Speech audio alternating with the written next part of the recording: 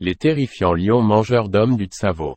En 1898, sur le chantier d'un pont au Kenya géré par les colons britanniques, plusieurs ouvriers ont été dévorés par 2 lions. 35 personnes auraient trouvé la mort. Une ombre saisit un corps, le traîne hors de sa tente et le dévore. En quelques mois, cette scène se répète des dizaines de fois. Les coupables, 2 animaux sauvages au comportement inhabituel, des lions mangeurs d'hommes. Nous sommes en 1898, en pleine expansion coloniale en Afrique. Les Britanniques ont entamé la construction d'un chemin de fer reliant l'océan Indien au lac Victoria afin de faciliter l'exploitation des ressources de la région. Depuis mars 1898, ils tentent d'ériger un pont pour franchir la rivière Tsavo dans l'actuel Kenya. Pour cela, ils emploient majoritairement des ouvriers venus d'Inde. Les conditions sont difficiles. Travail éreintant, chaleur, maladie.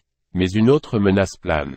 Les équipes sont férocement et systématiquement attaquées par 2 lions sans crinière, qui s'adonnent à un comportement rare, ils dévorent leurs victimes. Des ouvriers sont traînés hors de leur tente à la nuit tombée.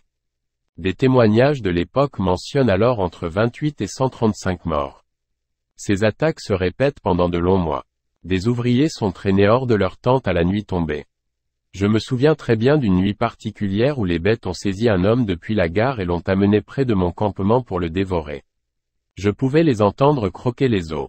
Le bruit de leur ronronnement affreux emplissait l'air.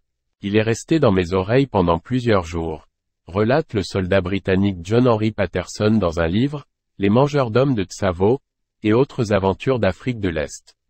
Face à l'impossibilité de repousser les 2 lions, la construction du pont est stoppée. Le lieutenant-colonel John Henry Patterson décide alors de s'en charger personnellement. Il se lance dans une traque à mort. Il part à la recherche de leur tanière, met en place des pièges, crée de postes de chasse. Le 9 décembre 1898, après plusieurs semaines, il finit par tuer le premier lion. 20 jours plus tard, il abat le second. Le chantier est relancé et se termine quelques mois plus tard.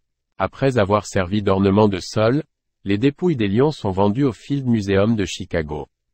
Puis Hollywood s'empare de l'histoire, et plusieurs films contribuent à la transformer en mythe. Récemment, des scientifiques ont cherché à expliquer le comportement des lions en examinant leurs dents, leur peau et leur squelette. Parmi les hypothèses retenues, des maladies dentaires et la réduction du nombre de proies habituelles dans la région.